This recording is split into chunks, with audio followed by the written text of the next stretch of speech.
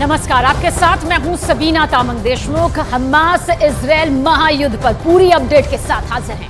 नमस्कार, मैं हूं आपके साथ शिवानी पांडे और पश्चिम एशिया की बात करेंगे। पश्चिम एशिया में महाजंग की आग भड़कने की और आशंका तेज हो गई है। जी हां, जैसे जैसे इजरायल गाजा में जमीनी ऑपरेशन करने के लिए आगे बढ़ रहा है और जैसे जैसे उत्तरी इजरायल में लेबनान की सीमा और जॉर्डन की सीमा पर तनाव जंग का रूप ले रही है, और इसी के साथ अमेरिका के सैन्य ठिकाने भी अब निशाने पर आ चुके हैं और इसीलिए अमेरिका पश्चिम एशिया में मिलिट्री की मौजूदगी को बढ़ा रहा है और अपने घातक हथियारों को कुछ इस तरह से एक्टिवेट भी कर रहा है।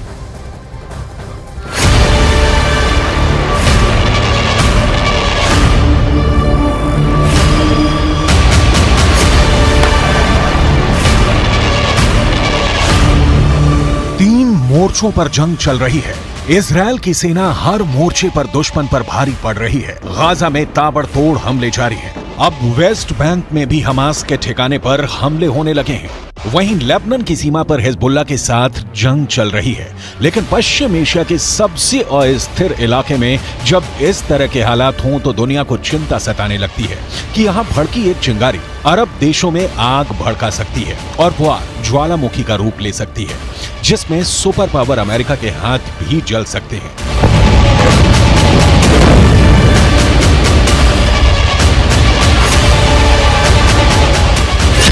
पश्चिम एशिया में महातबाही की दस्तक।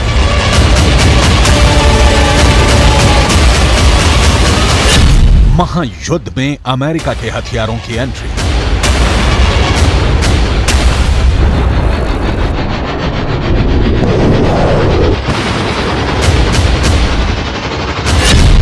अमेरिका ने की ईरान को रोकने की तैयारी।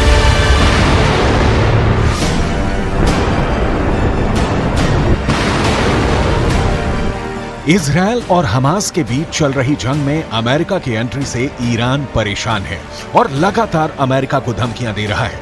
अमेरिका को भी पता है कि अगर इजरायल और हमास का युद्ध गाजा से निकलकर लेबनान या सीरिया तक भी पहुंचता है तो इस जंग में अमेरिका को कूदना पड़ेगा, क्योंकि उसके बाद ईरान छिपकर वार करने की जगह खुलकर इजरायल के खिलाफ हमला बोल देगा, जिसकी शुरुआत हो चुकी है। पिछले 4 दिनों में हर रोज अमेरिका पर हमले हुए। इराक में अमेरिका के मिलिट्री बेस को मिसाइल और ड्रोन से निशाना बनाया गया।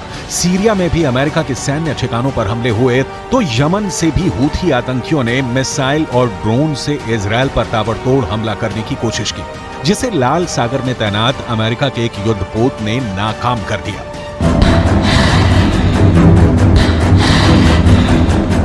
अमेरिका ने सालों तक अपनी नेवी और मिलिट्री के 1 लाख से ज्यादा जवानों को पश्चिम एशिया के कई मुल्कों में अलग अलग सैन्य ठिकानों पर तैनात करके रखा था। लेकिन जो बाइडेन के राष्ट्रपति बनने के बाद नीतियां बदली और अमेरिका ने पश्चिम एशिया से ध्यान हटाकर अपना ध्यान हिंद प्रशांत महासागर में लगाया और इराक और सीरिया में तैनात अपने रक्षा कवच को कम करके थार्ड और पैट्रियट सिस्टम को पैसिफिक में लेकर चले गए। और अब जब ईरान के इशारे पर अमेरिका के सैन्य ठिकानों पर हमले किए जा रहे हैं तो अमेरिका को अपनी सुरक्षा व्यवस्था फिर से मजबूत करनी पड़ रही है। मिलिट्री एक्शंस के लिए उसने ऑलरेडी मेडिटेरियन सी में अपने 2 aircraft carrier with frigates, with warship, with destroyers, with submarine and with different types of aircraft already deploy कर दिए हैं। इसके साथ साथ वो जितने अपने मिलिट्री बेसिस हैं उन मिलिट्री बेसिस को स्ट्रेंथन करेगा और वहाँ पर हर तरह का एयरक्राफ्ट और एम्यूनिशन को पहुँचाएगा। सितंबर 2021 की जानकारी के मुताबिक पश्चिम एशिया में अमेरिका के 36 सैन्य ठिकाने थे, जहां करीब 43,000 जवानों की तैनाती थी और पूरे पश्चिम एशिया में एक सुरक्षा चक्र तैनात था।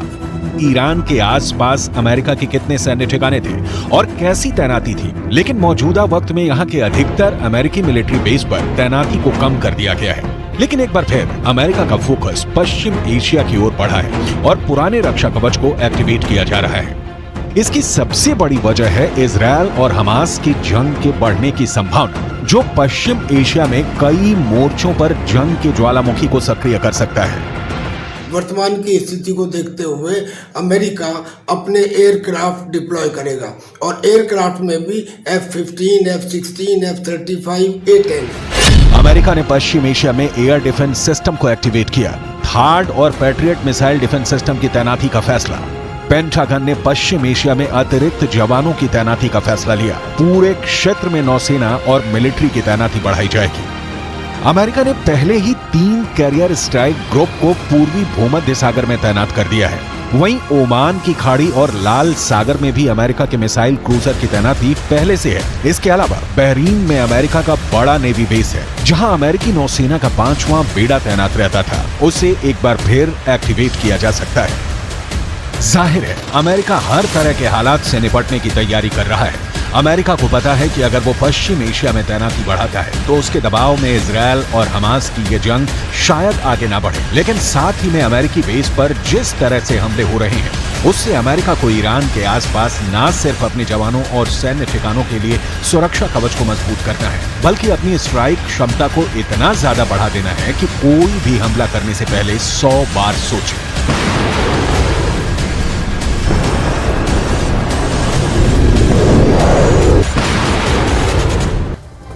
इजरायल के पास ऐसे हथियार हैं कि वो गाजा में महाविनाश ला सकता है। और फिलहाल वो किन हथियारों का, किस तरह से बमों का इस्तेमाल गाजा में कर रहा है, ये अब सामने भी आने लगा है। और अब आपको बताते हैं कि इजरायल का ये नया हथियार आखिर क्या है, कैसे काम करता है, जो इसे इतना ज्यादा खतरनाक बनाता है और रिहायशी इलाकों में हमला करने के लिए एक सुरक्षित हथियार भी माना जाता है। 2021 में इजरायली सेना में शामिल होने वाला ये दुनिया का सबसे सटीक मोर्टार माना जाता है। और साथ ही एल्बिट सिस्टम्स ने स्टील स्टिंग मोर्टार बॉम्ब को बनाया है, जिसके लिए 2010 में काम शुरू हुआ और मार्च 2021 तक इसने अपने सारे टेस्ट पूरे भी कर लिए। और ये 120 mm का गाइडेड मोर्टार बम है, जिसे इजरायल के केशेट और हानत मोर्टार के साथ इस्तेमाल किया जा सकता है। इसके अलावा स्टील स्टिंग को आयरन स्टिंग भी कहते हैं और इसमें 2 गाइडेंस सिस्टम भी हैं, लेजर और जीपीएस। और इसी डुअल गाइडेंस सिस्टम की वजह से स्टील स्टिंग को बिल्कुल सटीक हमला करने की ताकत मिलती है। और आगे तफसील से समझिए, रिहायशी इलाकों में टारगेट पर हमला करने में आम लोगों के नुकसान को भी बचाया जा सकता है, यानी अर्बन वॉरफेयर में इसका इस्तेमाल किया जाता है। और पहली बार गाजा में हमास के खिलाफ इस्तेमाल इजरायल की कमांडो यूनिट ने इसका इस्तेमाल किया।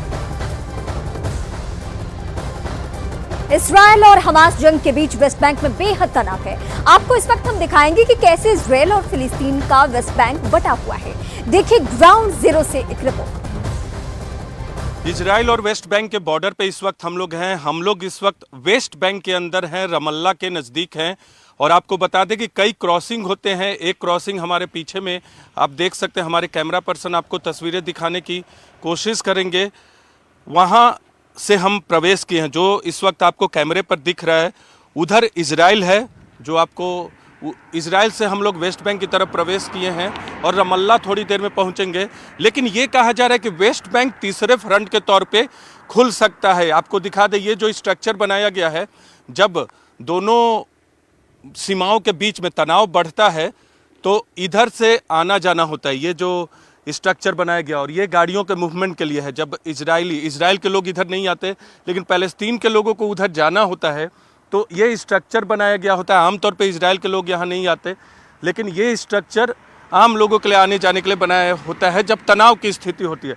और इस वक्त देख सकते हैं आपको ये तमाम जो शहर दिख रहे हैं, इसमें इधर इजराइल के शहर दिख रहे हैं, वहाँ भी सामने में इजराइल है, और इधर आपको पैलेस्तीन का शहर दिख रहा है, यानी ये वेस्ट बैंक का शहर है। तो हम हर जगह से आपको रिपोर्ट करते हुए दिखा रहे हैं कि किस तरह की स्थिति है। तनावपूर्ण माहौल में हम वहाँ तक आपको ले जा रहे हैं जो इजराइल के बॉर्डर से लगते हैं।